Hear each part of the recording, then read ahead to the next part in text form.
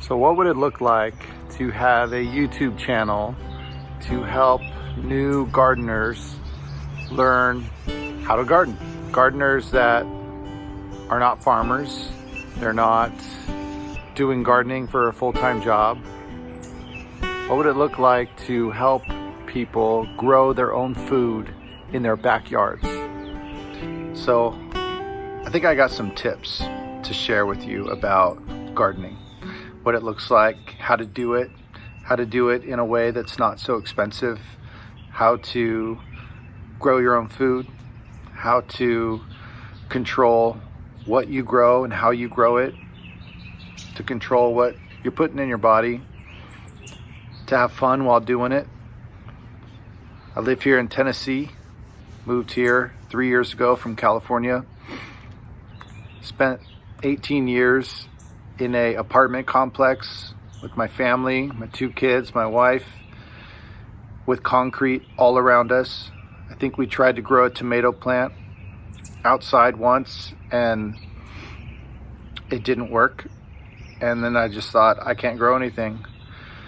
But the last 3 years I've spent here in Tennessee, I have a yard and it inspired me to put things in it. And so I just started learning. I watched a ton of YouTube videos about how to do this thing, how to grow plants without killing them. That was my main goal. Grow a plant and don't kill it. You might notice that a lot of things that I talk about are made up.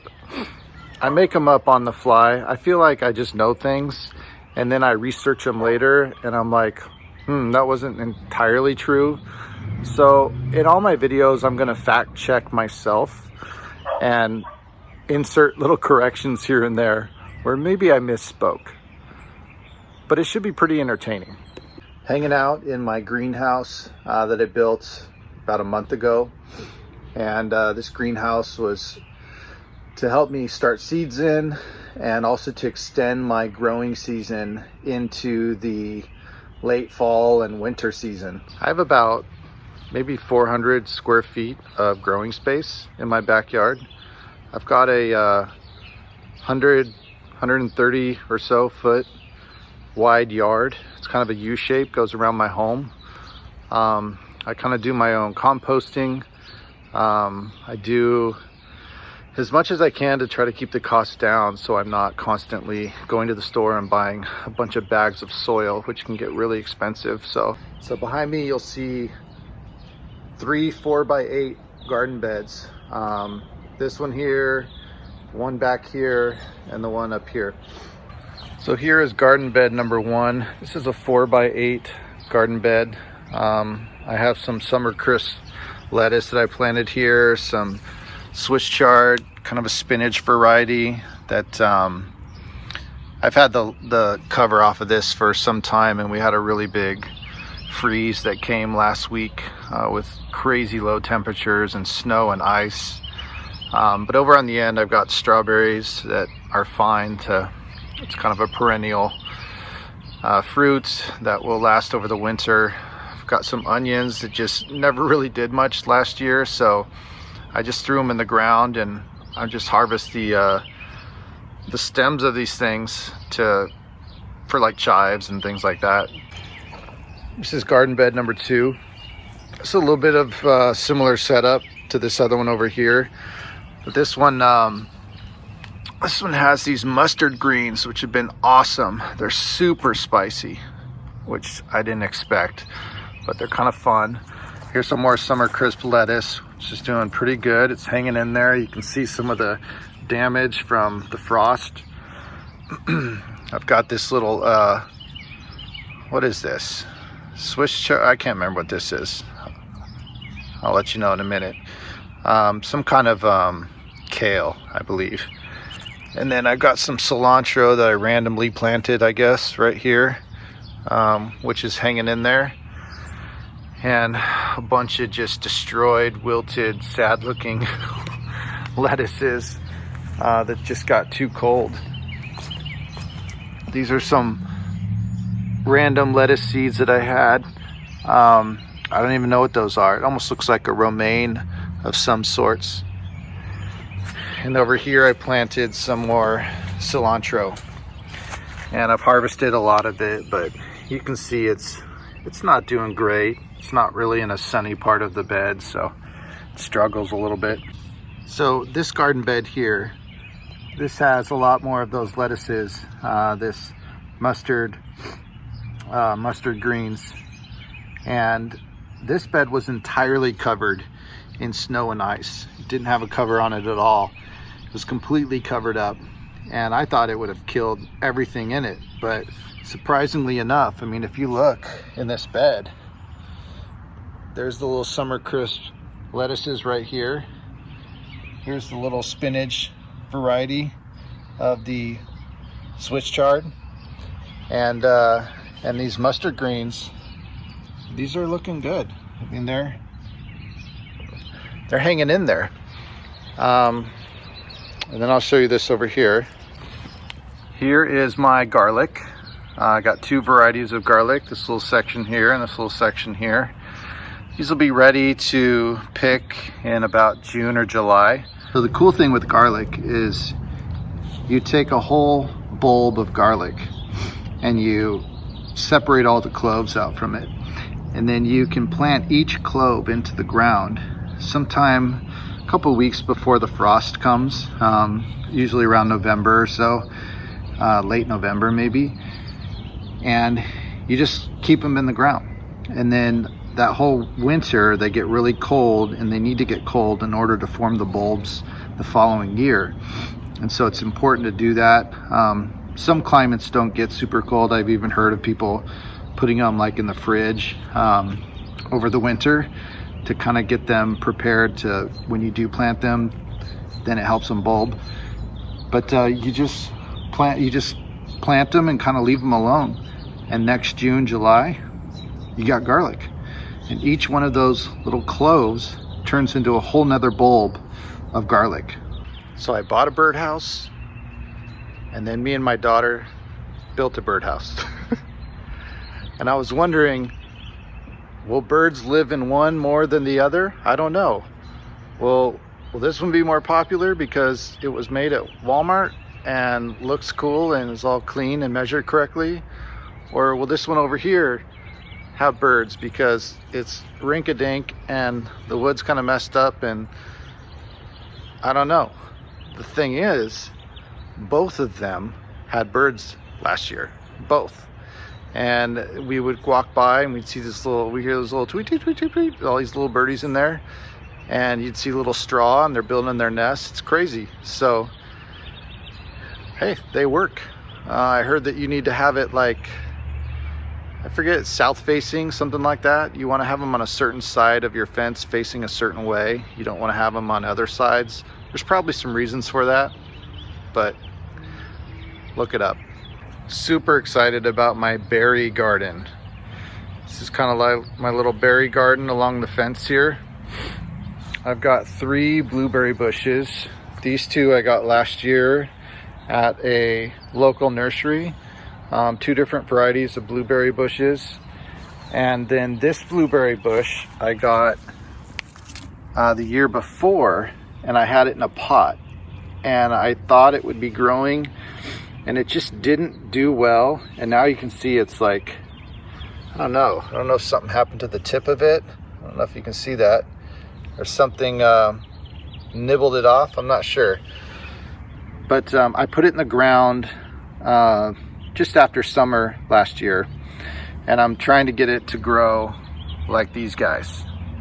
So we'll see what this does this year. This will be an interesting experiment, because right now it's just I mean, it's got a couple sticks there, one there, but I'm not sure how this is going to work. Got a couple of varieties of grapes. Got our green table grapes, and we have a Concord grape.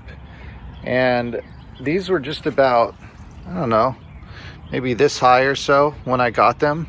And you can see that it's trellised kind of up this little fencing that I made to right here.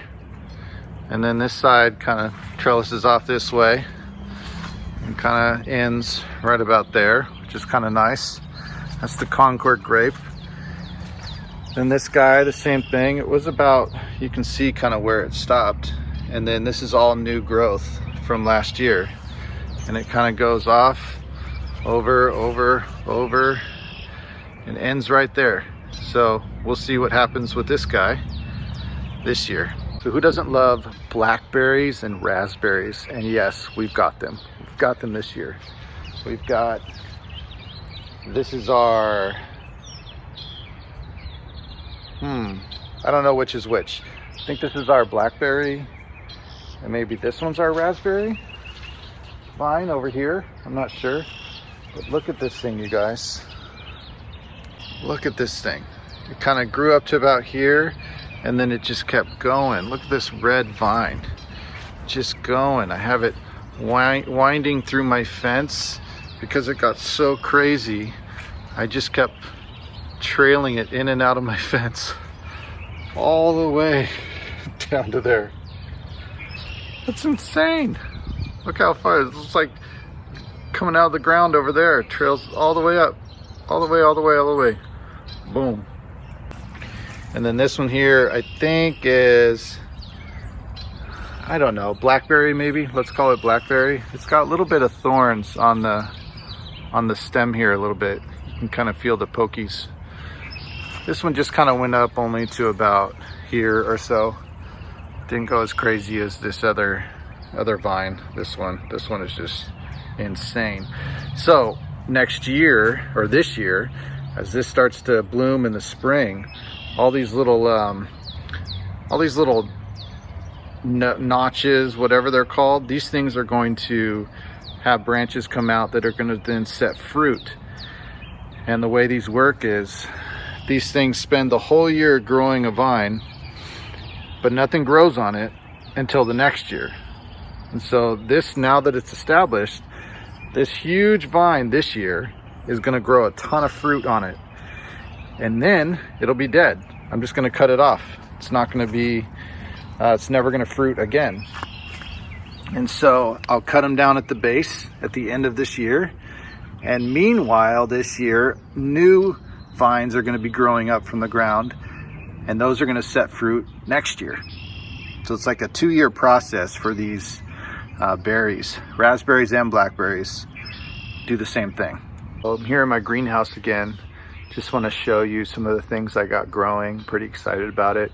Can't wait to see what's going to work and what's going to fail. I think one year I grew, I think it was like 800 plants, and I think I killed 500 of them. So 300 was good though. Just keep starting plants, keep trying. There's so many videos out there on how to do it, but I just learned you got to just keep trying. Just go for it. Keep planting things, starting things. Some things just rock and you're surprised, like, how did this do so well? And then other things just struggle, you know, they just don't do very well. And they did well last year, but not this year. Like, I don't know. I can't figure out the rhyme or reason to certain things, why it happens one way one year and another way the next year. But I want to show you what I got here. So I kind of have these seed trays, and so they lift up. It's like a 50 cell seed tray, and it's from, I'll tell you where it's from in a minute. And then below it, there's like just this water catch tray. And you can see in there, it's dry as a bone. Probably need to water it some more.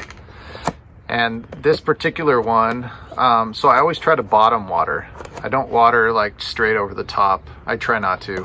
I try to water just from in here, and then all the water will kind of wick up through these cells and kind of water the plants from the bottom.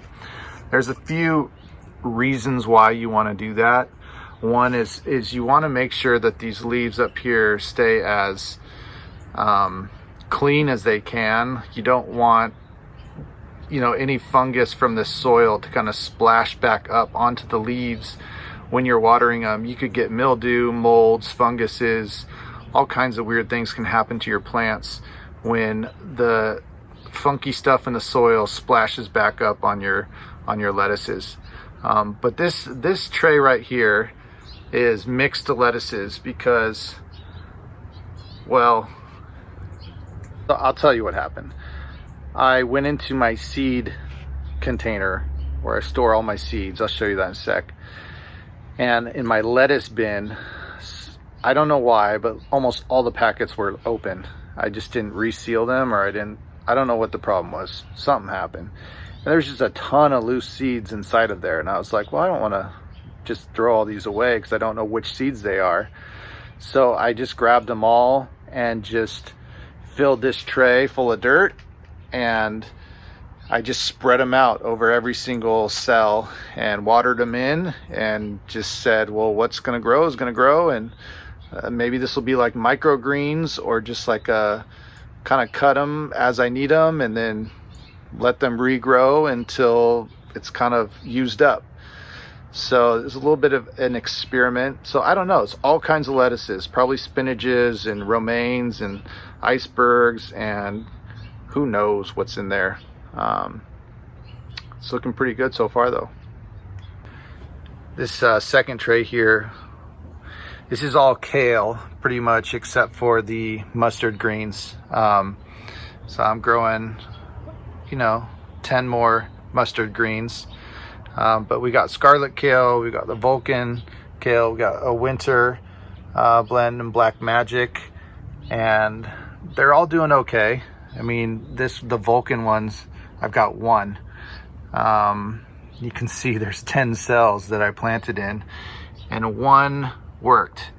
Why one? Well, I don't know, because it's lame.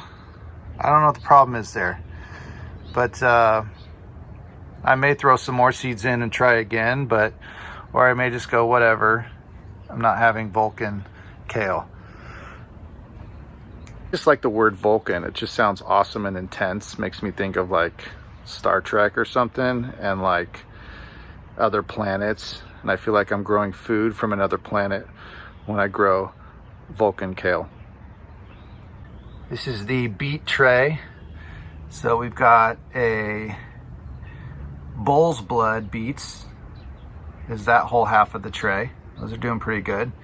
And then we've got the Detroit red beets, which looking good so far. Some people say you don't want to start beets in a tray, and some people say do whatever you want. I'm doing whatever I want. I'll let you know how it goes. Over here we got some onions. We got the Violet de Galmi. Violet de Galmi. I don't know what that means, but that's cool. We got the white Creole. We've got the yellow sweet Spanish onions. What's crazy is nothing worked in the yellow onions, except for that little guy right there. But I think that was a seed that hopped over from this little pod over into this one. So it's probably an actual white Creole also. Super lame. 3 years in a row I've tried to grow yellow Spanish onions.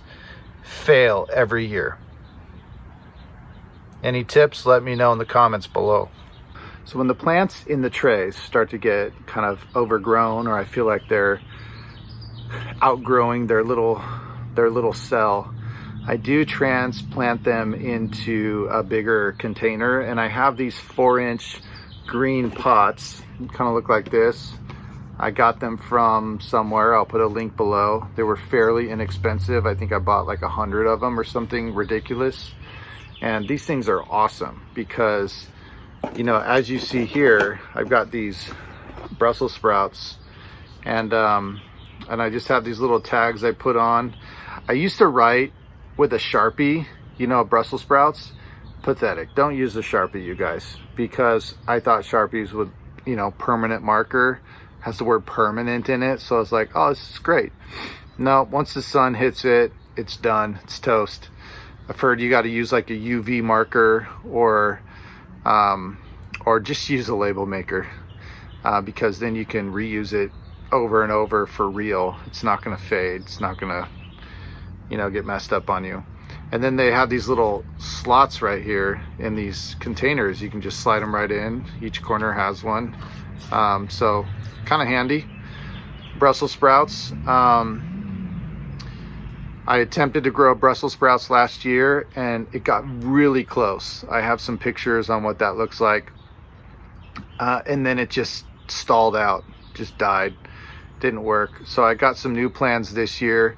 Part of it is the bug prevention. I need to get a little better at putting some diatomaceous earth on it or some spray with oils, kind of a natural spray to detour some of these leaf-eating bugs from just destroying the Brussels sprout plant.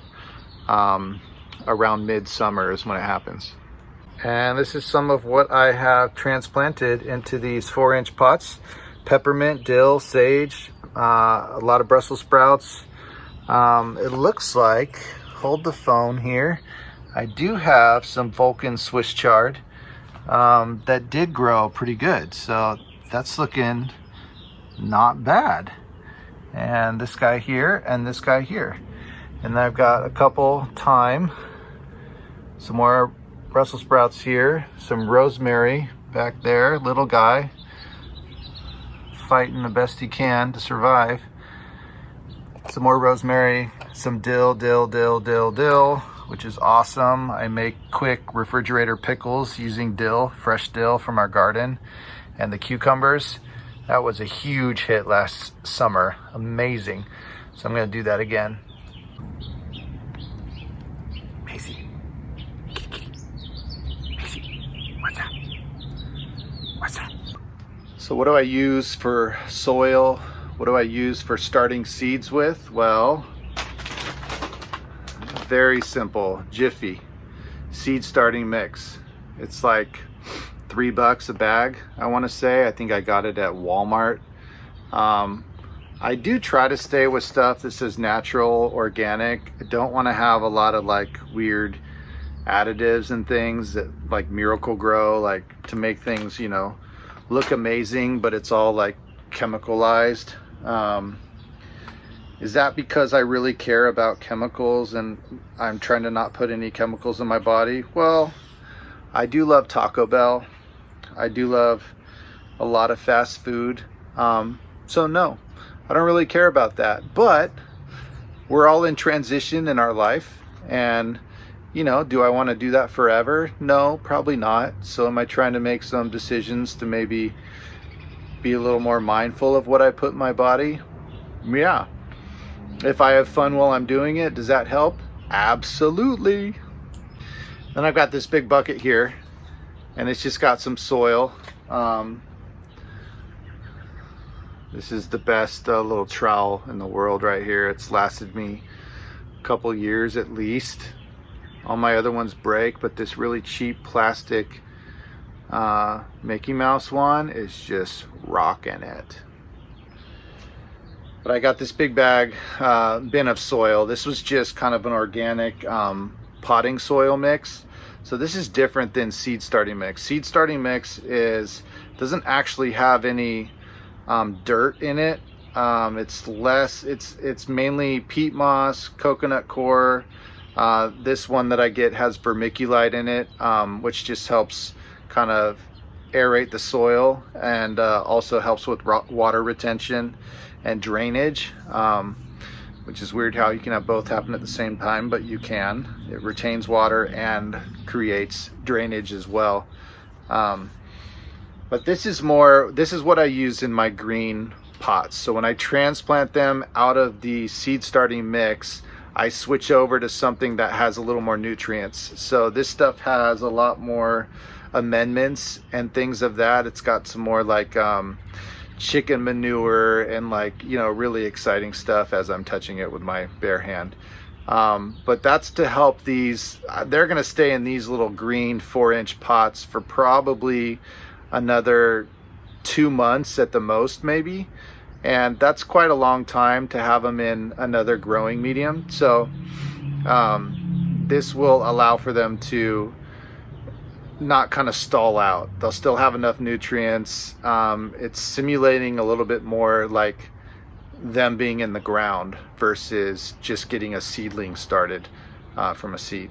So one thing I did when I built this greenhouse, this is a 12 by 12 greenhouse, and it's got a little center walkway kind of in a plus shape in the middle of it.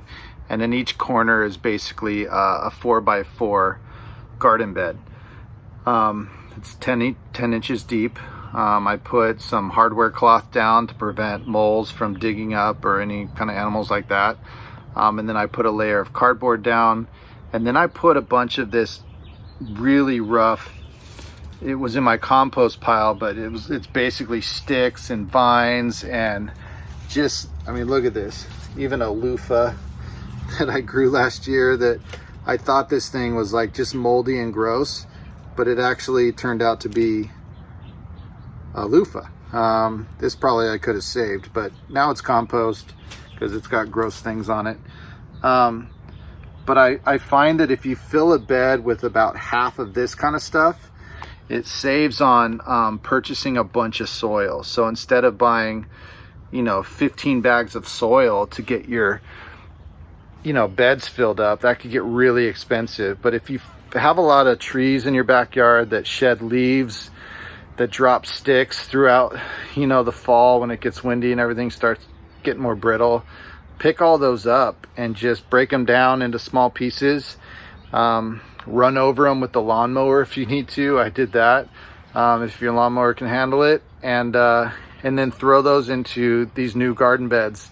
And then you just put some compost on the top of that, and then the final layer should just be like 2 inches, 3 inches maybe of kind of a really good potting soil mix. And I found that works pretty well with just getting a bed kind of up to where you want it to be, that 10-inch level if you want, without spending as much money as you normally would, filling it all with premium garden soil, from Lowe's or Home Depot or Walmart or wherever you go.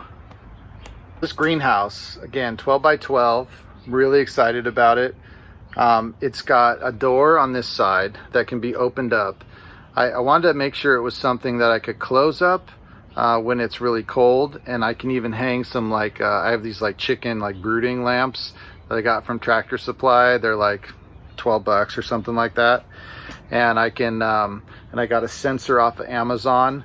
I'll show you the link to what that is. And basically it's a temperature control sensor. So if the temperature drops below whatever you set it to be, I think I did below 40 or something like that, then whatever's plugged into this sensor then kicks on. And in this case it was these 4 heating lamps that I had from Tractor Supply, and it was enough to keep this garden bed heated up well above freezing, so it wouldn't really get below about 35 to 40 degrees when the temperature outside was 10 degrees one night. It was still maintaining about 40 degrees in here, which is awesome. And then when the sun is out and starts shining in on this greenhouse, it gets hot real fast. So it's important for me to remember I've got to open this thing up. And so I open the front door, and that creates one side of air, but I've got to have cross breeze. So in every wall, I created a, 3 foot by 3 foot roughly, little framed window. And then I just cut the greenhouse plastic out, and I kind of folded it back around. You can see how I did this. It comes from the outside, and I folded it around and then just staple gun, boom, boom, boom, boom, boom, boom, boom, all the way around these edges, all the way down, all the way down. And that really helped to create a clean window. And so I have one on this side, and then I have a third one on this side, and the one back there. So if I open up all 4, I really get a lot better airflow inside of this greenhouse, which is good for a lot of reasons, but mainly I don't want it to get really over, if it gets above 85, 90 degrees, that's pretty warm, especially since right now I'm growing mainly cool weather crops, things that don't really want to get to 85 degrees. If it was a pepper or a tomato or okra, that'd be awesome. But it's lettuces and herbs and things like that. So I want those to stay cooler. So right now they're open. The next week we have a lot of rain in the forecast, but it's not going to really get below about 38 degrees.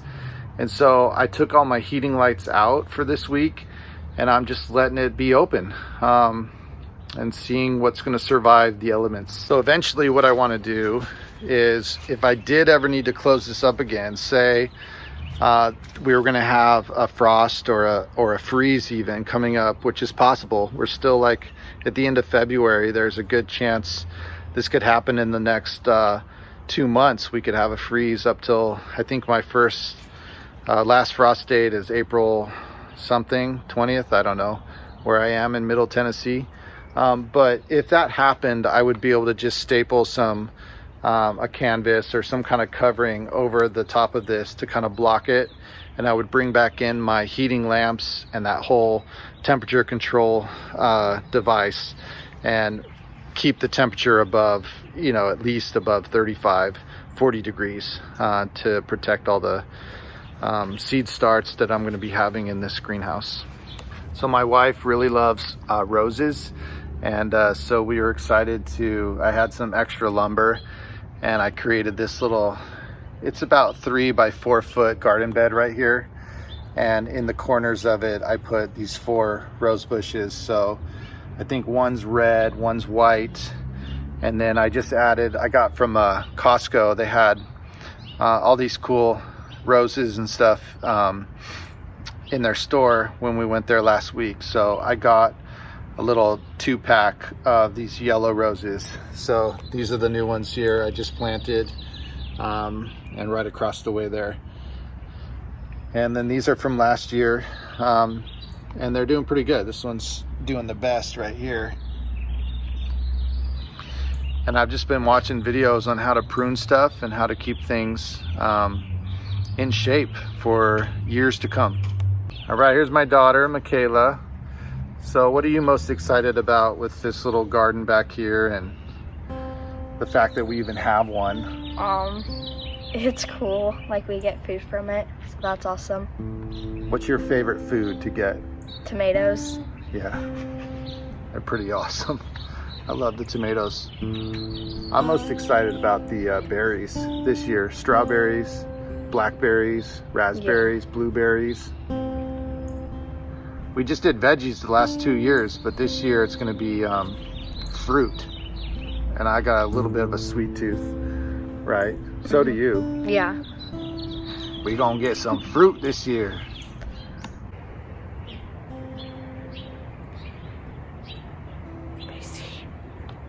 So I got Michaela here. I think that's about mainly what I wanted to show you guys today. There's a lot more I could talk about, but I'm trying to figure out like what to share and what not to share, and give you some information but not overwhelm you. So I'm hoping to do, I don't know, a video every week or so as time allows. I do have a full-time job, so it's hard for me to, you know, spend a lot of time on this, but you know, maybe a few hours a week I could devote to this kind of a video. So as far as saying goodbye and thanks for watching, we don't really have some clever sign off. What should we do? Thank you for watching this video of the Smith Gardens. You like that one? Yeah. Thank you for watching this video of the Smith Gardens. I don't know, maybe we gotta come up with something. We follow Roots and Refuge Farm, their YouTube channel. She always says, until next time. Or like, we bless you. What does she say? We bless you until next time. Oh, that's it. Yeah. We bless you until next time. It's very clever.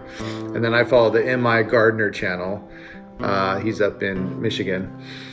And he always says, grow big or go home. That's pretty clever. Yeah. I like that one. So we could do, you know, grow seeds and eat yummy food. We could say, hey, thanks for watching, guys. Bye.